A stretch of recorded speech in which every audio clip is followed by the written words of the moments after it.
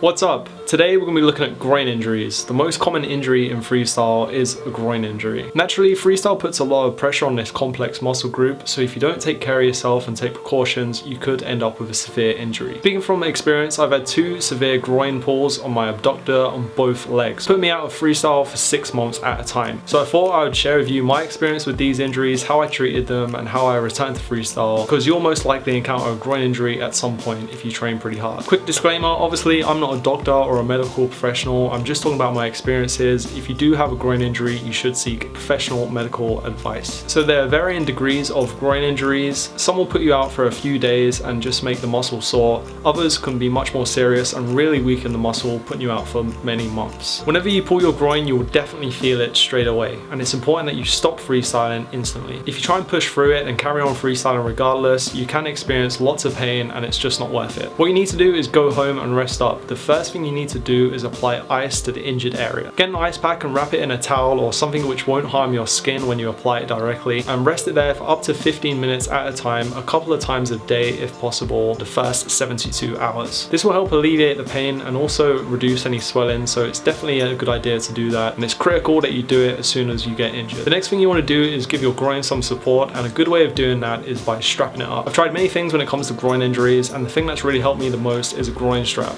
All you have to do is tie it around your waist and just leave it there and wear it as much as possible. You'll feel the pressure instantly and your leg will feel secure and much stronger. Alongside the support, all you have to do is rest. The rest is very vital. Make sure that you're not jumping back into any activity, whether it be freestyle, weightlifting, even running. Anything that calls on your core to come into action is indirectly going to impact your groin, and you'll definitely be able to feel a slight twinge if you do any of these exercises. So just leave it for a little while, make sure you rest, and slowly ease back into your normal activities when your groin is much stronger. Once the initial pain is over, you've rested up, you've iced, you've strapped it up, you can begin to slowly return to doing normal activities by stretching. There are plenty of videos on these types of stretches, and I'll leave some links in the description, but the one that I found that helped me the most was by grabbing a ball and lying on your back and just squeezing the ball in between your knees. All you have to do is take a little bit of air out of the ball, hold the ball in between your knees, and do, say, 10 reps of 3 sets. Just by holding the ball in between your knees and squeezing ever so slightly, you'll feel your groin come into action, and it's a really good way of judging how far along you've come since the initial injury. If this puts you in pain, then you've rushed back into it and you need to stop immediately. This is just a good light exercise to see how far along you've come. As you edge closer to recovery, going for walks, light jogs, and also small freestyle sessions will really help you along. Be very precautious and don't just rush back into your normal routine and by doing lots of hardcore combos. I cannot stress how important it is that you ease back into it. It's very tempting just to go all out,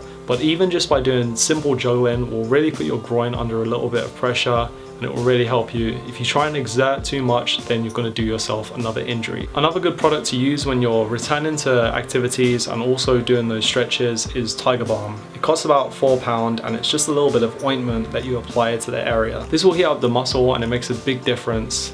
If your muscle is warm, then there's a less chance that you'll get injured. This is super useful and I really recommend all freestylers get some of this, especially for the cold winter months. Also, another good thing for winter are these Under Armour type leggings that you can wear underneath your shorts or your jogging bottoms, however you prefer to freestyle in the winter. Essentially, these are just like skin tight tights, and I usually wear them from about November all the way up to March. And it's the same principle as the Tiger Balm. If you can keep your legs warm, then there's less chance of you getting injured. So there you go, that's probably the only video I'm going to make about injuries, because groin injuries is what I've suffered from the most. I hope you found it helpful. Again, I'm not a medical professional, so don't take this as gospel, but see what you can do with it. Buy some of the products, I really think they helped. I've bought a lot of stuff and I found these things the most useful. If you have any questions, advice, or experiences, I'd love to hear from you. I'm really intrigued by that, so leave some comments down below. Also, hit the thumbs up button if you found this helpful, and subscribe if you're new to this channel.